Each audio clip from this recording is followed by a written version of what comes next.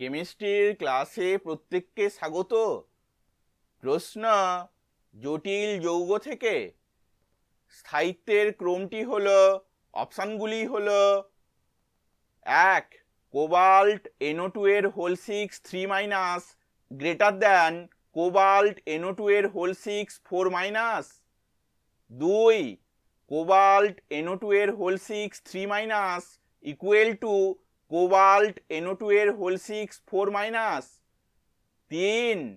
Cobalt NO2 এর whole 6 3- less than cobalt NO2 এর whole 6 4-।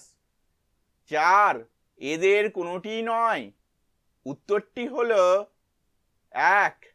Cobalt NO2 এর whole 6 3- greater than cobalt NO2 এর whole 6 4-।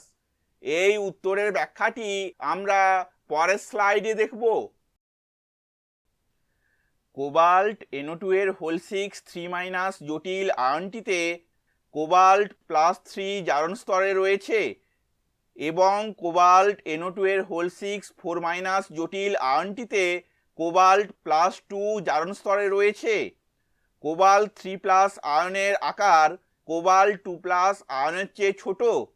অতএব cobalt 3+ আয়নটি NO2- লিগ্যান্ডের নিঃসঙ্গ ইলেকট্রন জোড়টিকে কোবাল্ট 2+ আয়নের তুলনায় বেশি জোরে আকর্ষণ করে। সুতরাং স্থায়িত্বের ক্রমটি হলো কোবাল্ট NO2 এর whole 6 3- greater than cobalt NO2 এর হোল 6 4-। ভিডিওটি দেখার জন্য ধন্যবাদ।